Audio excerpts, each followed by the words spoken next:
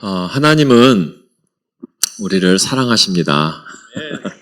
사랑하시는데 많이 기다려주세요.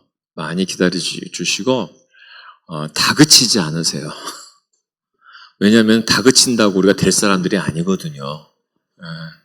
여러분 아무리 남편을 다그치고 아내를 다그치고 아이들 다그쳐봐요. 되나? 돼요? 안 돼요? 안 되죠.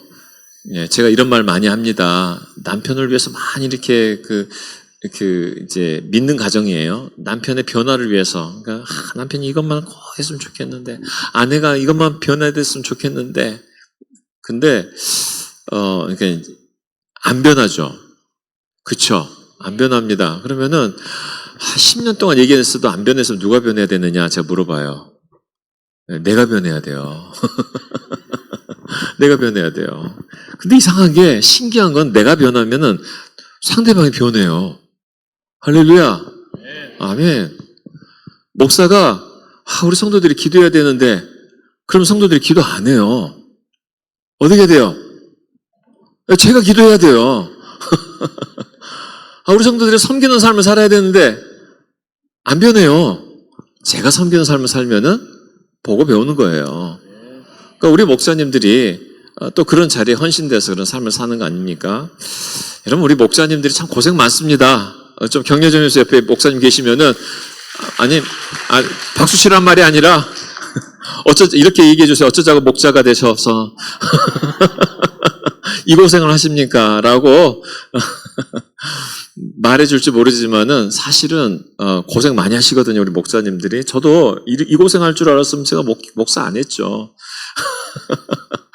근데 목사 되고 나보니까는 고생은 됐는데 얻는 게 많아요. 하나님께로부터 받을 상급이 많이 쌓이는 것 같아요. 왜 그러냐면은 고생을 많이 해봐서.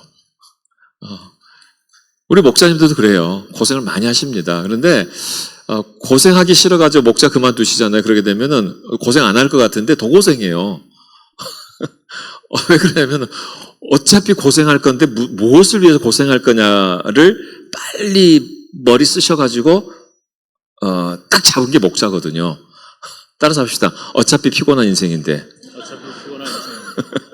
무엇으로 피곤할 건가? 무엇으로 피곤할 것인가? 이거예요, 이거. 어차피 우리가 피곤한 인생인데 무엇으로 피곤할 건가? 근데 헌신해서 목자 돼서 저 같은 목사 돼서 피곤하잖아요. 그러면은 상이 있어요.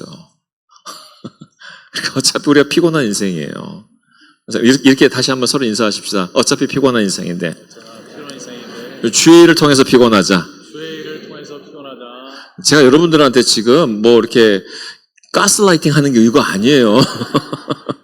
이게 사실이니까. 자, 오늘 말씀 속에서 1절 말씀에 우리는 하나님과 함께 일하는 사람으로서 여러분에게 권합니다. 이렇게 시작돼요.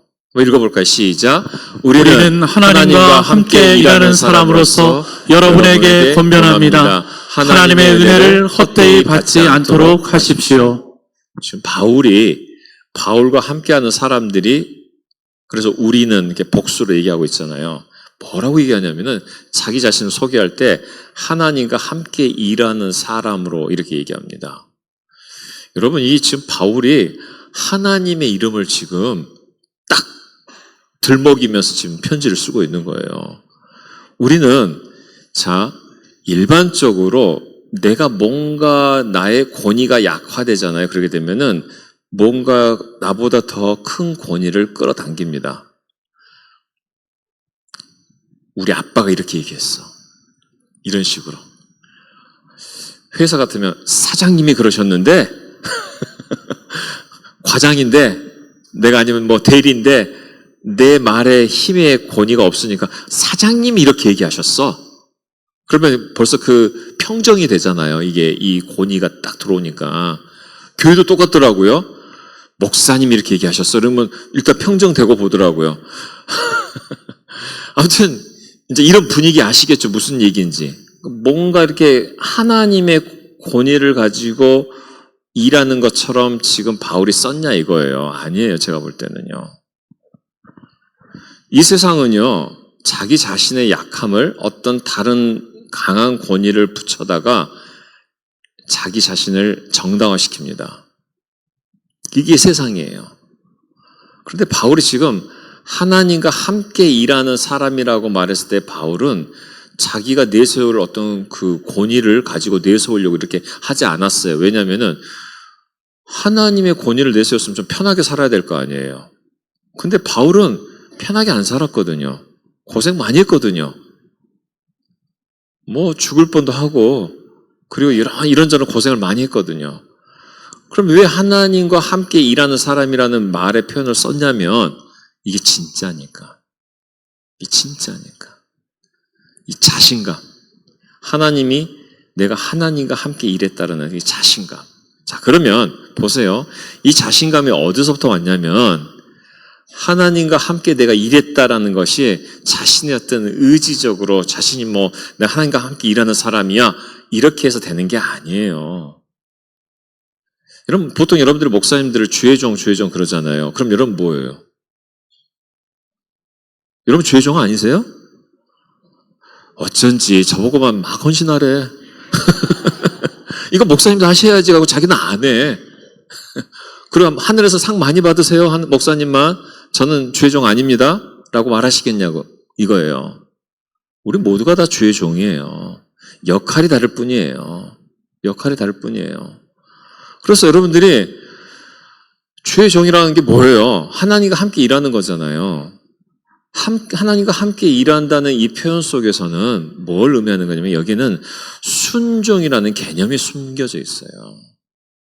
하나님이 우리와 함께 일하고 싶어 하세요. 할렐루야. 우리를 사용하고 싶어 하신다니까는요. 자, 보세요. 써먹으려고 하시는 게 아니에요, 하나님이. 써먹는다는 의미는 어떤 뉘앙스가 좀 있냐면은 내가 뭔가를 하려고 그러는데 이 사람 저 사람 써가지고 나를 위해서 써먹는다 이런 느낌이 있어요. 근데 하나님이 함께 일하신다는 의미는 뭐냐면은 우리한테 당신의 일을 나눠주시는 거예요. 당신이 이 땅 가운데 일을 우리 가운데 나눠주신다는 거예요. 나눠주신다는 거. 그럼 우리가 하나님께로부터 그 사역을 나눔을 받을 방법은 뭐냐? 다른 거 없어요. 그냥 하나님께서 그렇다면 그런 줄 알고 순종하는 거예요. 순종의 삶을 살았을 때에 하나님께로부터 오는 그 사역을 우리가 나눠받는 것이에요. 그리고 그 사역을 나눠받고 난 다음에 잘 주님 앞에 순종했더니 따라오는 게 뭡니까? 상급이란 게 따라오는 것이에요. 여러분 하나님과 우리의 관계는 이게 무슨 뭐 이렇게 주종 관계도 아니고요. 성경에서 가르쳐 주신 관계는 뭐냐면은 예수님께서 가르쳐 주시는 관계가 뭡니까? 하나님 자녀가 되는 특권을 주셨다고 그래요. 아버지와 자녀의 관계 우리를 만들어 주셨어요. 그런데 우리는 자꾸만 율법으로 다시 들어가가지고 자꾸만 하나님 앞에서 우리가 다른 관계, 원래 그 구약의 관계로 자꾸 들어가려고 그래요.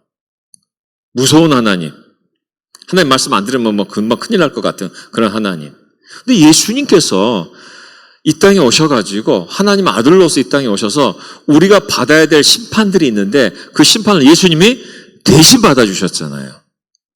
그게 은혜예요.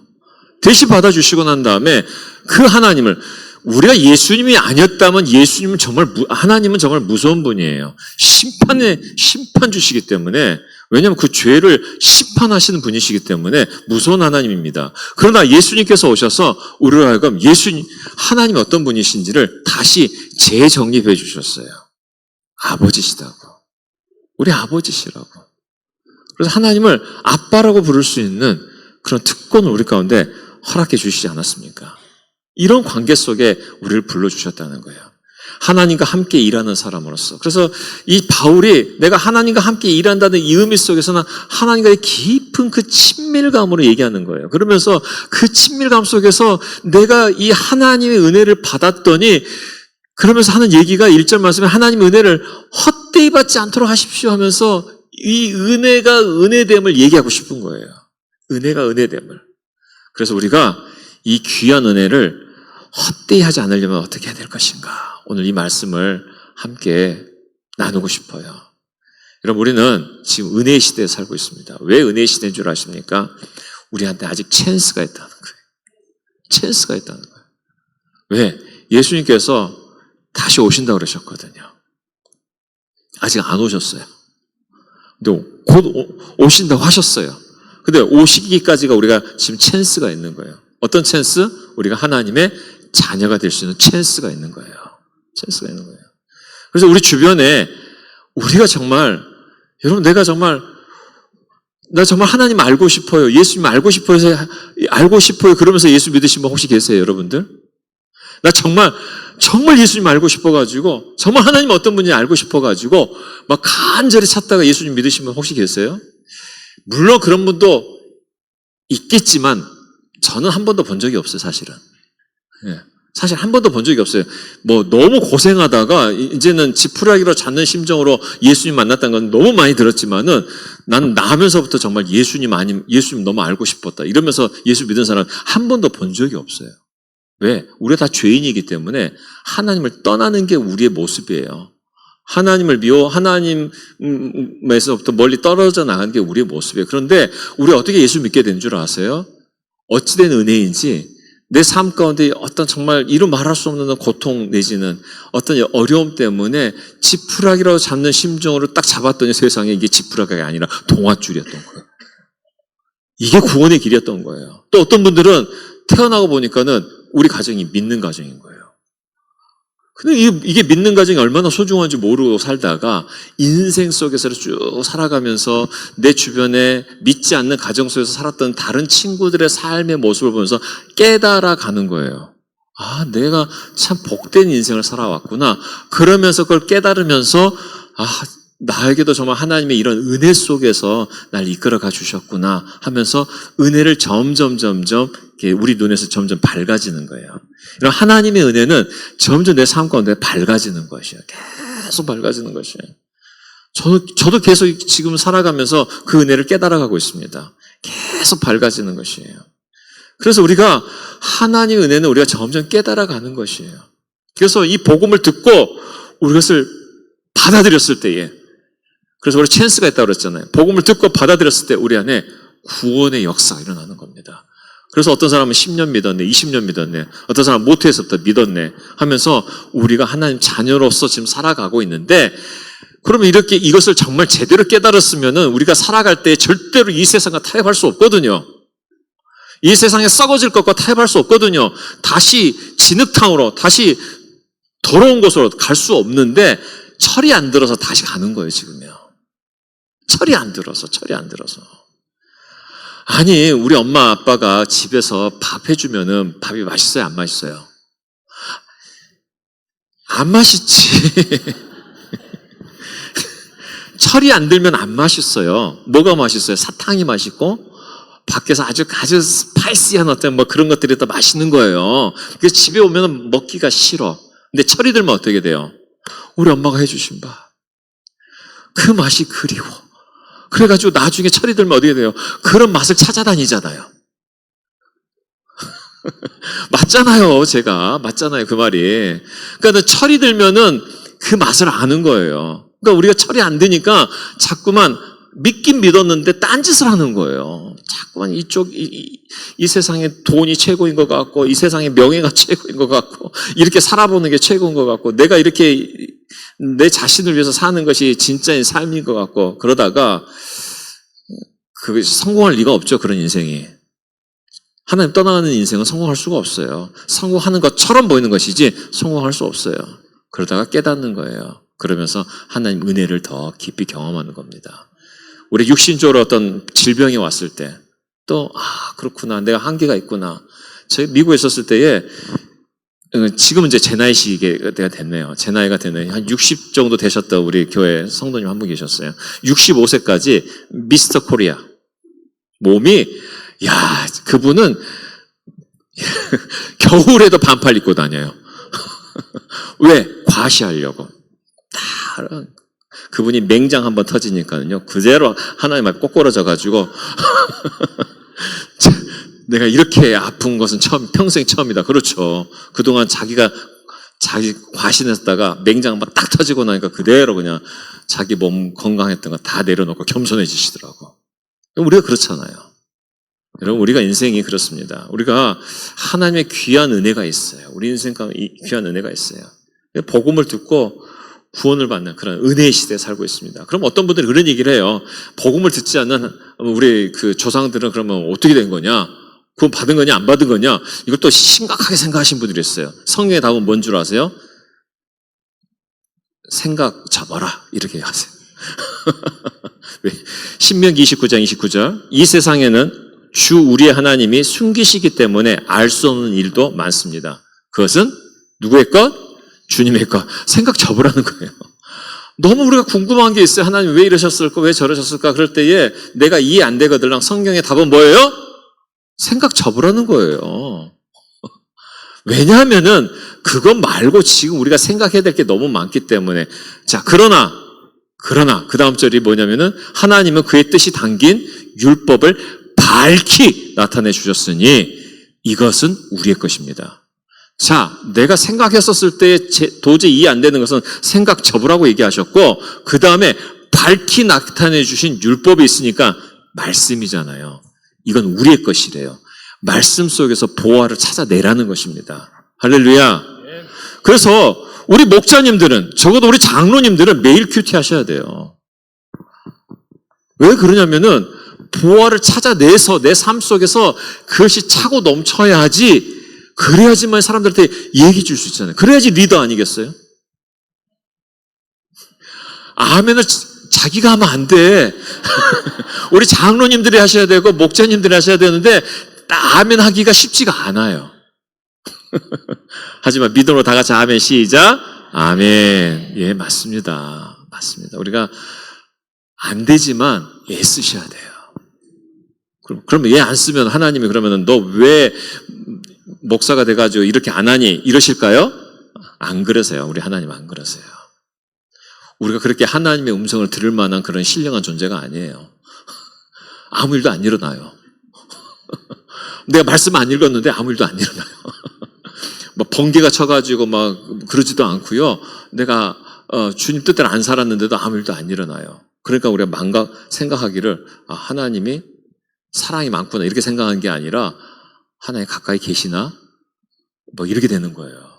그렇지만 우리가 하나님을 신실하게 찾아가잖아요. 그러면은 보세요. 하나님과 함께 일하는 사람이라고 바울이 고백했던 그 고백이 나옵니다.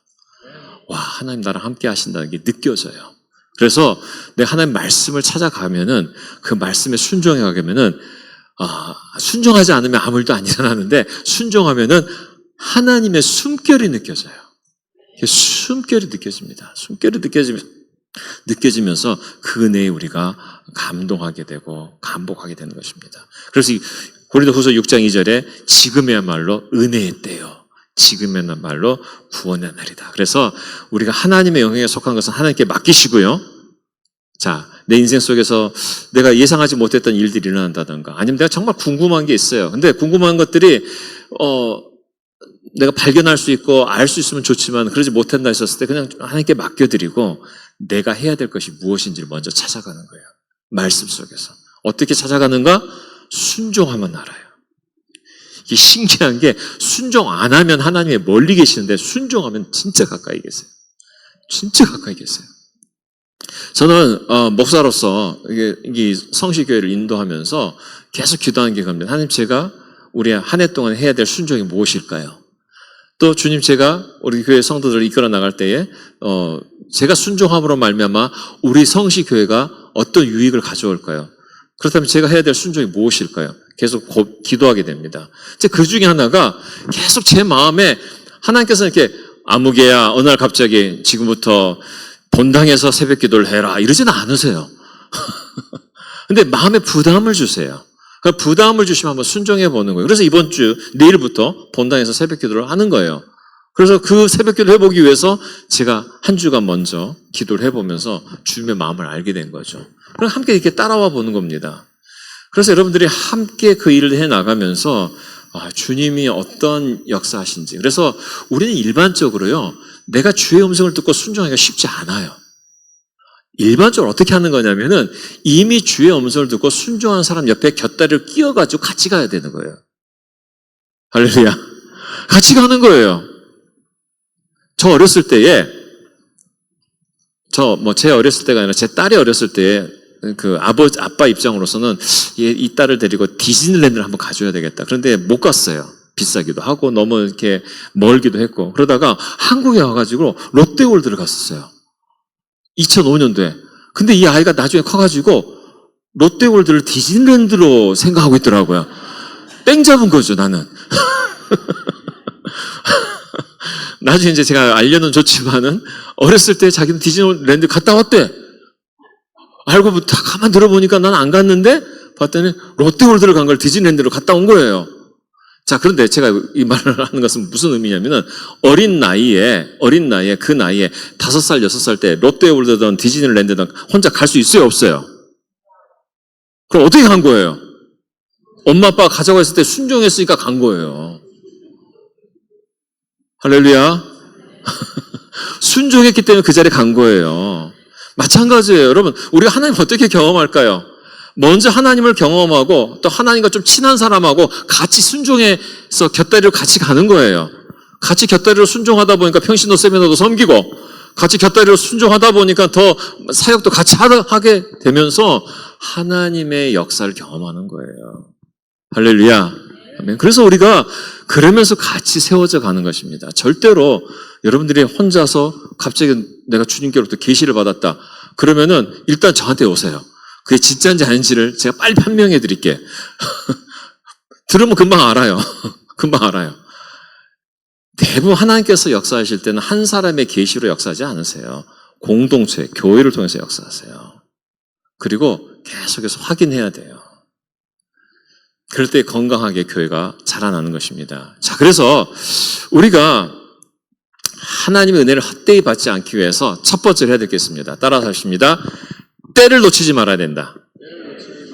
예, 이게 타이밍이에요, 타이밍. 이게 하나님의 역사는 타이밍입니다.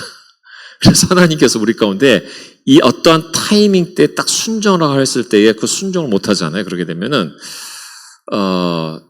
그래, 너는 버리는 패야 하고 가시는 게 아니고, 다음 타이밍을 주시긴 하시는데 우리가 고생을 해요.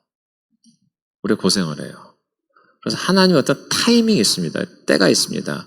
지금 6장 2절 말씀에 지금이야말로 은혜의 때요, 지금이야말로 구원의 날이다. 이렇게 얘기하잖아요. 여러분, 이렇게 안 믿는 분들 중에서 예수님께 복음을 전하잖아요. 그러게 되면은 이런 말 하신 분들 혹시 주변에서 보셨어요? 조상들한테 미안해서 나 조상들한테 미안해서 나 못 믿는다. 당신 말에 의하게 되면 우리 조상들은 지옥 가 있을 테고 나는 천국 가면은 난 조상들 미안해서 난 못 믿는다. 이런 분 혹시 들어보셨어요? 물론 어떤 핑계일 수도 있고 진짜 그런 마음을 가지신 분도 계세요. 당신의 논리대로 말한다면 우리 아버지는 지금 지옥에 있는데 우리 어머니는 지옥에 있는데 어떻게 나 혼자 천국 가서 발 뻗고 잘 수 있느냐, 발 뻗고 있을 수 있느냐, 뭐 이런 생각하신 분들이 계세요. 그럼 조상님들은 그럼 어떻게 생각할까요? 성경에 나와 있어요. 성경에 그것에 대해서 아주 재밌는 하나의 장면을 우리 가운데 보여주십니다. 누가복음 16장에 보잖아요. 그러면은 부자와 거지 나사로가 이야기가 나와요. 어느 날 거지 나사로가 늘 부잣집 밑에서 이렇게 거름덩이로서 이렇게 동냥했던 그 나사로가 죽었습니다. 근데 성경에서는 아브라함의 품에 안겼다고 그래요. 천국 간 거예요. 근데 부자는 어디로 갔어요? 부자가 다 지옥 가는 건 아닌데 그 장면 속에서 부자는 지옥을 갔어요. 그래서 지옥에서 그 불의 어떤 그런 고통 속에서 너무 목이 타서 아브라함을 다 보니까는 자기가 그렇게 멸시했던 나사로가 아브라함 품에 앉아있는 거 보면서 제발 거기 물 하나만 딱 적셔가지고 내 입에 대게 해달라고 하는 그 장면이 누가복음 16장에 나와요. 근데 안 된다고 그래요. 이게 안 되는 것을 얘기합니다. 그랬을 때에 뭐라고 부자가 간청을 하냐면은 저 나사로를 살려서 내 형제들에게 보내서 이 상황을 좀 얘기해 달라고. 그러면은 죽었던 사람이 살아나서 얘기하게 되면 내 가족들과 내 동생들과 내 가족들이 아마 믿지 않겠느냐. 그랬을 때에 하신 말씀이 율법을 줬는데도 안 믿으면은 죽었다 살아난다고 믿겠느냐 하면서 이제 말씀이 맞춰져요. 제가 그래서 이 얘기를 믿지 않는 분, 특별히 조상들에 대한 미안한 마음 때문에 가지신 분들 그런 얘기를 해요. 이 얘기를 해드리면서 조상님이 지금 당신 예수 믿기를 간절히 바라고 있다고. 간절히 바라고 있어요. 그래서 우리가 설득해줘야 돼요. 말해줘야 돼요. 우리가 이 땅에서 우리가 살아가면서 우리가 받아야 될 이 죄에 대한 심판, 이게 정말 무서운 겁니다.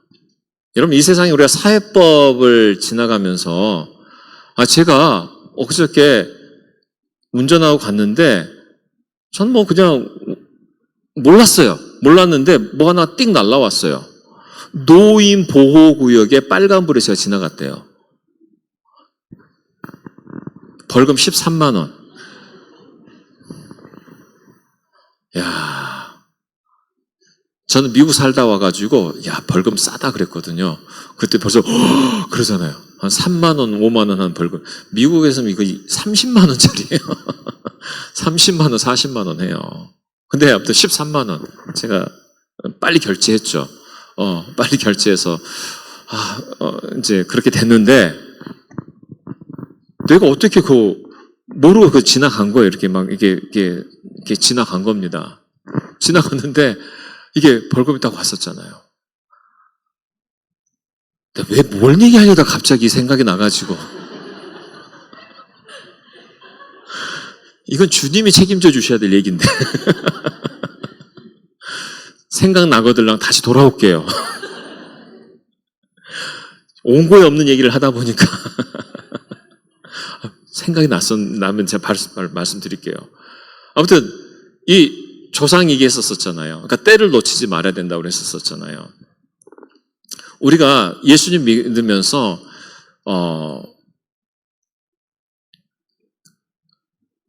부모님과의 그 갈등, 예수님 믿는 것 때문에 부모님과의 갈등이 생길 수 있어요. 그러니까 그 가정에서 처음 믿었을 때. 그럼 어떤 분들은 또 이렇게 얘기합니다.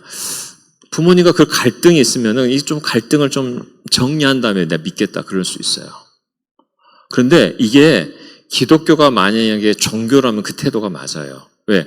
부모를 잘 공경하고 부모님과의 갈등을 좀 잘 해소한 다음에 믿는 게 맞아요. 종교라면은. 근데 이것은 생명이거든요. 여러분, 사람이 생명을 구할 때 어떻게 되냐면 내가 먼저 살고 그 다음 구하는 거예요. 내가 먼저 살고 그 다음에 전도하는 거거든요. 그래서 여러분, 비행기 타고 갈 때 그 산소 마스크 쓰는 법 아시죠? 애하고 부모가 같이 있으면 누구 먼저 해야 돼요? 부모가 먼저 하는 거예요. 우리가 생각할 때 애 먼저 해줘야 될 것 같죠? 왜냐하면 애가 살아있어도 부모가 죽으면 애는 죽어요. 근데 부모가 먼저 살고 그 다음에 애를 해줘요. 이게 순서가 부모 먼저 그 다음에 애거든요. 똑같아요. 우리가 복음을 들었을 때에 이게 생명이기 때문에 내가 먼저 믿고 그리고 그 생명을 얻은 사람이 가족 전도를 하는 것이에요. 그러니까 이런 때가 있다는 것입니다. 이런 때를 놓치지 말아야 된다는 거예요. 하나님께서 우리 가운데 허락하신 그런 때. 그래서 우리가 이렇게 이 때를 사용해서 전도하는 것, 이것은 우리의 은혜를 헛되지 않도록 하는 것입니다. 그래서 이 은혜를 헛되지 않도록 하기 위해서 두 번째로 해야 될 게 뭐냐면은 따라서 합시다. 은혜를 사역의 도구로 사용해야 된다. 이게 무슨 말이냐? 여러분, 우리가 은혜를 받고 그 은혜를 가지고 하나님 앞에 영광을 다시 돌려드리지 않잖아요. 그러게 되면은 어떤 현상이 일어나냐면은 계속 은혜 받는 데만 익숙하다 보면서 하나님을 이름을 좀 경홀히 여기게 되는 그런 일들이 일어납니다. 여러분, 우리 많은 그리스도인들이 왜 하나님을 믿는다 그러면서 자꾸만 딴짓을 하는 줄 아세요? 왜 자꾸 딴짓을 하는 줄 아세요? 하나님의 은혜를 사용하지 않아서 그래요. 그래서 제가 아까 말씀드렸었잖아요. 여러분들이 지금 큐티 안 해도 또 여러분들이 좀 말씀 좀 안 읽어도 아니면 또 주일 예배 혹시 안 드려도 갑자기 무슨 일이 일어나지 않아요. 그러니까는 그렇게 해도 되나 보다 이렇게 생각하는 거예요. 그런데 열매는 없어요. 인생에 열매는 없는 것입니다. 제가 아까 그 얘기 왜 했냐면은 그 얘기 하려고 그랬었어요. 이 세상의 그 법은요, 안 들키면은 죄가 아니라고 생각을 해요. 그러니까 들켰잖아요, 저는요. 그러니까 재수 없다 그런단 말이에요, 사람들이. 그러니까 안 들키면 뭐라고 그래요? 죄가 아니라고 생각해요. 그 얘기 해주려고. 근데 우리가 하나님 앞에서 안 들킬 죄가 어디 있어요? 그러니까 우리가 철저하게 죄인이라는 것을 깨달아야 되는 것을 얘기해드리려고 좀 한 말이었었어요. 우리가 안 들키면 죄가 아니라고 생각하는데 하나님 앞에서 우리는 감출 게 하나도 없어요. 다 심판대에 서야 돼요. 다 심판대. 그런데 하나님께서 우리를 그 아들 예수 그리스도를 통해서 우리가 받을 천벌을 대신 받게 하심으로 우리를 구원해 주셨잖아요. 이게 은혜인데 이 은혜를 우리가 사역의 도구로 사용해야 된다는 것입니다. 이런 우화가 있습니다. 예수님께서 길을 가시다 보니까는 알코올 중독자를 만났어요. 근데 어디서 많이 본 사람이야. 봤더니 태어날 때부터 이렇게 안진병했던 사람을 고쳐준 그 사람이에요. 이 우화예요. 사실 있는 게 아니고. 그래서 너 왜 다시 이 지경이 됐느냐? 왜 알코올 중독자 됐냐? 그랬더니 처음에는 안진병이었을 때 사람들이 동냥도 해주고 막 이렇게 하다가 정상적인 삶을 살다 보니까 사람들의 관심도 사라지게 되고 할 일도 없고 전전하다가 그냥 제가 알코올 중독자가 됐습니다. 또 예수님께서 길 가시다 보니까 이렇게 조폭으로 아주 유명한 사람을 만났어요. 또 어디서 많이 본 사람이야. 남에서 또 소경된 사람이에요. 그래서 물어봤어요. 너 왜 남에서 내가 고쳐줬는데 너 다시 조폭 두목이 됐느냐 그랬더니 제가 안 보였을 때는 세상이 그냥 다들 내가 겸손해질 수밖에 없었는데 보고 나니까는 안 봐도 될 사람들도 보게 되고 배는 보이니까는 막 속도 상하고 그래가지고 이런 사람 저 사람 만나다 보니까 막 자꾸 패다 보니까 이제 이렇게 제가 손이 센 줄 몰랐어요. 그러면서 두목이 됐어요. 뭐 이렇게 얘기했단 말이에요. 이게 우화예요, 그냥. 그런데 여러분 이게 다른 얘기가 아니에요. 하나님 은혜로 하나님께서 우리 건강 주셨거든요. 그렇죠? 하나님 은혜로 건강 주셨어요. 이게 건강 주셨으면 그 은혜를 받은 그 몸으로 해야 될 게 뭐겠어요? 주님의 나라를 위해서 쓰셔야죠. 여러분 우리가 물질을 이렇게 버는 능력을 하나님 주신다고 약속하셨어요. 그럼 우리가 주님과 우리 물질을 버는 것도 하나님 주님께서 허락하셔서 주신 거거든요. 여러분 이런 적 있지 않습니까? 저는 있었기 때문에 말씀드리는 거예요. 내가 그렇게 많이 노력하지 않았는데 막 물질이 내가 생각했던 것보다 더 많이 들어올 때가 있어, 인생 중에. 그럼 빨리 아셔야 돼요, 그거. 이거 나누라고. 하나님께서 이거 좀 나누라고. 이것을 좀 하나님 나라를 위해 쓰라고 주신 거예요. 그리고 또 어떤 분들은 그래요. 이게 또 내 건 줄 알아요. 그래가지고, 내가 주고 싶은 사람한테만 줘. 여러분, 하나님 앞에 물질을 쓰는 방식은 그렇지 않습니다. 하나님이 원하신 곳에 쓰는 거예요. 하나님이 원하시는 곳에 쓰는 거예요. 이제 이게 신실함이에요. 그러다 보면 하나님께서 역사하기 시작하세요. 역사하기 시작하세요. 때로는 내가 원하지 않는데 하나님이 원하실 때가 있어요.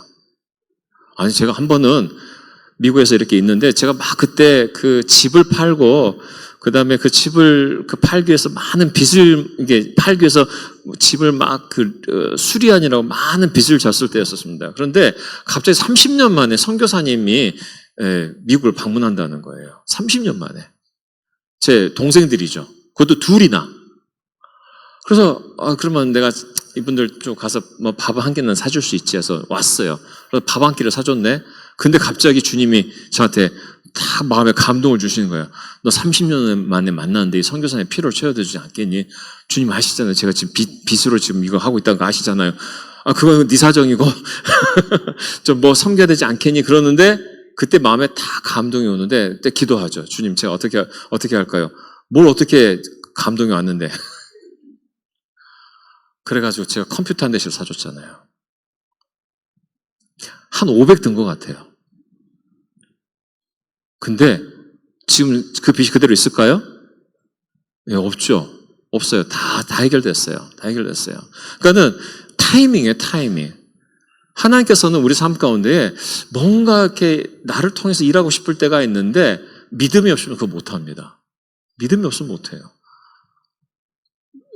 우리 성도님들이, 제가 성시에 왔던 성도님들이 저한테 뭐 한번 이것도 섬겨주시고 저것도 섬겨주시고 막 그래요. 근데 제가 알아요. 그게 나를 위해서만 쓰라고 주신 게 아니라는 것을 압니다. 그러니까 저는 어떻게든 나눠요. 또 이렇게도 나누고 또 저렇게도 나눕니다. 왜냐하면은 그래야지만 하나님 계속 공급해 주시거든요. 그래야지만 계속 공급해 주세요. 계속 공급해 주십니다. 우리가 하나님 앞에서 이렇게 은혜를 내 사역의 도구로 사용하셔야 돼요. 여러분 물질도 여러분 주님 나라를 위해서 쓰시기 바랍니다. 근데 그거 아셔야 돼. 뭐냐면은 여러분의 안에도 하나님 일은 일어나요. 예, 여러분들이 물질을 그렇게 안 쓰셔도 하나님 역사 일어나요. 근데 굳이 나를 쓰시겠다는 거예요. 이게 은혜예요. 이게 은혜예요. 내가 아니어도 일어나는데 굳이 나를 쓰시겠다는 거예요. 굳이 성시교회를 쓰시겠다는 거예요. 그리고 하늘의 상으로 우리를 갚아주시겠다고 약속하셨어요. 그래서 우리가 하나님 앞에서 왜 굳이 납니까? 라고 여러분들이 그런 마음이 있다면 안 하셔도 돼요. 근데 하나님 아시잖아요. 왜 굳이 저를 쓰십니까? 그러면서 순종할 때 하나님이 그 삶의 역사 가운데 나타나기 시작합니다.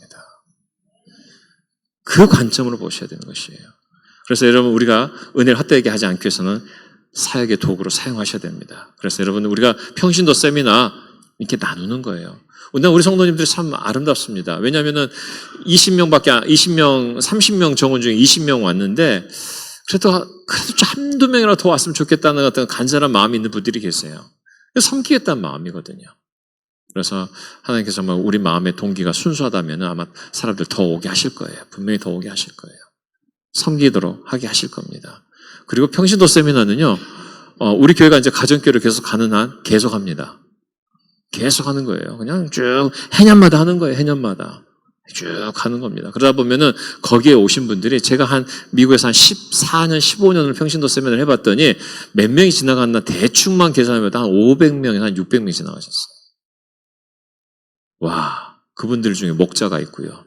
그리고 목자 한 사람이 딱 변화돼가지고 제 교회에서 예전에 교회에서 목자 한 사람이 딱 변화되니까 그 한 사람이 제대로 목자가 되니까는 그 한 사람 중에서 17개 목장이 나오더라고요.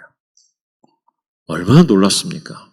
그러니까 우리가 섬기는 그 섬김을 통해서 한 목자가 10년 후, 20년 후, 30년 후에 얼마나 많은 열매를 맺힐지 모른다는 거예요. 그런 교회를 하나님께서 왜 복을 안 내리시겠어요? 여러분들이 나도 모르게 섬겼던 그 섬김을 통해서 여러분들을 통해서 감동받았던 어떤 사람이 그런 삶을 살았다면은 천국 가서 여러분들 깜짝 놀랄 거예요. 갑자기 상이 너무 많은 거고 내가 이렇게 많은 상을 받을 이유가 있나요, 주님? 그랬더니 너 그때 평신도 세미나 때 이런 사람 섬겼잖아. 너 이때 이런 사람 섬겼었잖아. 이런 섬겼잖아. 그 사람이 열매를 이렇게 많이 맺힘으로 말미암아서 그 상 네가 그대로 받는 거야. 이렇게 말씀하신다는 거예요. 그래서 우리가 여러분 은혜를 사역의 도구로 사용하시기 바랍니다. 건강이 있을 때 열심히 사역하시고 그리고 물질 주실 때 또 나누시고 그리고 또 정말 주님께서 어떤 사명 주실 때 그것을 그대로 사용하시고 할렐루야 아멘. 요즘 성가대가 좀 우리 어제 권사님하고 제가 통화했었죠. 맞죠? 지 권사님하고 제가 통화했어요. 근데 우리 성가대가 점점 고령화가 되고 있어서 걱정하세요. 이러다가 이제 왜냐하면은 저도 알거든요. 저도 나이가 먹으니까 목소리가 갈라져요. 젊은이들 성가대에 참여하셔서 그 좀 새바람 일으켜 주시기 바랍니다. 할렐루야. 노래 못하는 건 괜찮아요. 저분이 알아서 하실 거니까. 그래서 성가대도 사역하시고 또 우리 또 찬양대도 사역하시고 또 우리가 가지고 있는 여러 가지 사역 속에서 헌신하시고 자, 세 번째로는 화해 직분을 감당하는 것입니다. 화해 직분. 따라서 합시다. 화해 직분을 감당해야. 고린도후서 5장 18절에서부터 21절을 우리 김대건 목사님이 읽어주실 때 여러분은 가만 들어보시기 바랍니다. 읽습니다. 시작. 이 모든 것은 하나님에게서 났습니다. 하나님께서는 그리스도를 내세우셔서 우리를 자기와 화해하게 하시고 또 우리에게 화해의 직분을 맡겨 주셨습니다. 곧 하나님께서 사람들의 죄가를 따지지 않으시고 화해의 말씀을 우리에게 맡겨주심으로써 세상을 그리스도 안에서 자기와 화해하게 하신 것입니다. 그러므로 우리는 그리스도의 사절입니다. 하나님께서는 우리를 시켜서 여러분에게 권고하십니다. 우리는 그리스도를 대리하여 간청합니다. 여러분은 하나님과 화해하십시오. 하나님께서는 죄를 모르시는 분에게 우리를 대신해서 죄를 씌우셨습니다. 그것은 우리가 그리스도 안에서 하나님의 의가 되게 하시려는 것입니다. 이 논리는 간단합니다. 하나님께서 우리와 화해하고 싶으신데 화해의 제물로 예수님을 보내주셨어요. 하나님께서 세상과 화해하고 싶으신데 이제 화해의 제물, 화해의 그 도구로서 우리를 사용해 주신다는 거예요. 그래서 우리는 그리스도의 사절이다. 그리스도의 대사다. 이렇게 말씀하시는 거예요. 여러분, 이게 우리가 굉장히 놀라운 그런 직분을 우리 가운데 하나님께서 허락하셨습니다. 그렇다면 우리가 해야 될 때 이 화해 복음을 전하기 위해서 우리가 해야 되는 게 뭔 줄 아십니까? 합당한 방법을 사용하셔야 돼요. 합당한 방법으로. 고린도후서 6장 6절에 보면 우리는 순결과 지식과 인내와 친절과 성령의 감화와 거짓 없는 사랑과 진리의 말씀과 하나님 능력으로 이 일을 해야 합니다. 우리는 오른손과 왼손에 의의 무기를 들고 영광을 받거나 수치를 당하거나 비난을 받거나 칭찬을 받거나 그렇게 해야 됩니다.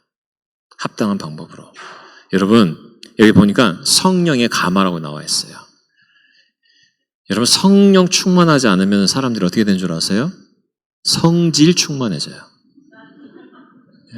성질 충만해집니다. 제가 지난 그 일주일 동안 기도를 좀 많이 못했죠. 왜냐하면 우리가 다 쉬니까. 그래서 제가 한 3, 4일 전인가 이제 집에 들어가는데 이제 저희 집은 이렇게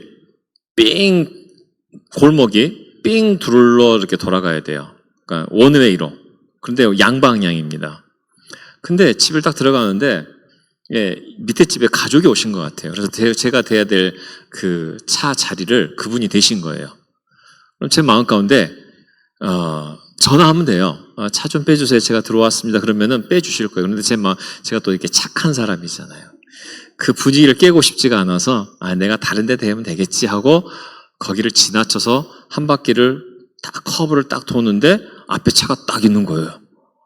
그러니까 서로 딱 이렇게 앞에가 있는 거예요. 근데 가만 보니까는 사람이 들어갔다 나온 거예요. 그러면 제 생각에는 이분이 무슨 일 때문에 왔다가 지금 이제 가시려나 보다. 그러면 제 생각에는 이분이 차를 이제 뒤로 빼면 되거든요. 저는 삥 돌아왔고. 근데 안 빼시던 거예요. 1분이 지났어요. 안 빼요. 2분이 지났어요. 안 빼요. 그래서 혹시나 해서 제가 좀 앞으로 살짝 더 갔어요. 그래도 움직이지 않아요. 5분이 지났어요. 안 빼요. 그 다음 제 마음에 긴장이 생기기 시작하죠. 이게 지금 대치 상황이구나. 이게 이제 대치 상황이구나.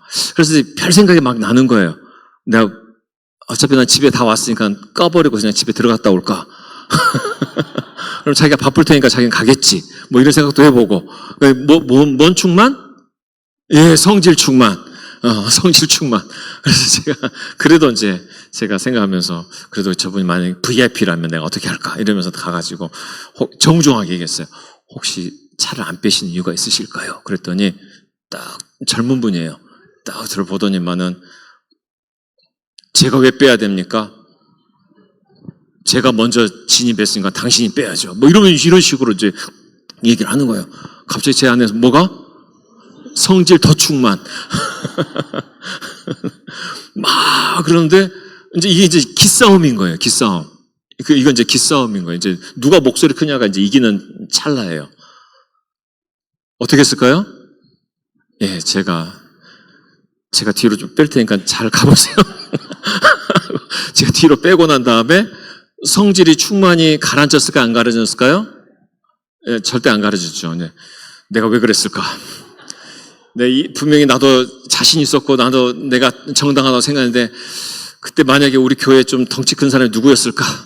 그 사람이 옆에 앉아 있었으면 이 사람이 먼저 빼지 않았을까? 이게 이제 별 생각이 다 드는 거예요. 내가 엊그저께 사위를 맞이했는데 사위가 키가 190인데 내 사위가 옆에 있었으면은 저 사람이 먼저 빼지 않았을까? 내가 왜 굴욕적으로 이렇게 뒤로 먼저 뺄 수밖에 없었나? 막 성질 출만 하면서 갑자기 제가 마음이 무거워지잖아요. 그 순간 딱 하나님 가르쳐 주신 게 있었어요. 뭐였냐면은 너희들 이 교회 성시교회 성도들이 일상생활 속에서 다 이렇게 막 부딪히는 경우가 얼마나 많은 줄 아느냐. 그래서 어쩔 수 없이 양보해야 되고 어쩔 수 없이 그 자리를 비껴줘야 될 때에 그 심정이 어떻게 있느냐 이런 마음을 진짜 주시더라고요. 그러면서 그래도 내가 평화를 위해서 뒤로 양보하길 참 잘했다. 시험에 통과한 거예요. 그러면서도 그 통과했다라고 감사하면서도 속으로 그때 경찰한테 전화했었어야 되는데 그래서 경찰이 와가지고 이것을 변명해드려 해야 되는데 막 이러고 있는 거예요, 제가. 왜 그랬을까요? 성령 충만하지 않아서 그래요. 성령 충만했으면 이런 생각도 안 나요. 성령 충만하자면 뭔 충만? 성질 충만해져요. 그래서 우리 기도하셔야 돼요. 나 성질 너무 괜찮은 사람이야. 나는 정말 천사 중에 천사라고 스스로 생각하시는 분들은 내일 기도 안 나오셔도 돼요. 근데 내가 성질 충만함이라고 인정하신 분은 기도 나오세요. 꼭 평생을 위해서만 아니라 내가 정말 주님 앞에 내 삶을 더 드리기 위해서. 그러면 주님이 우리를 만나 주십니다. 합당한 방법으로 인내심을 가지고 그리고 어려움도 각오하면서. 여러분, 이 복음이라는 것은 그래서 고린도후서 6장 4절에 우리는 무슨 일이나 하나님의 일꾼답게 처신합니다. 바울이 얘기하죠. 우리는 많은 것을 참으면서 환난과 궁핍과 공경과 매맞음과 옥의 갇힘과 난동과 수고와 잠을 자지 못함과 굶주림을 겪습니다. 여러분, 이렇게 예수 믿으라면 여러분 믿겠어요?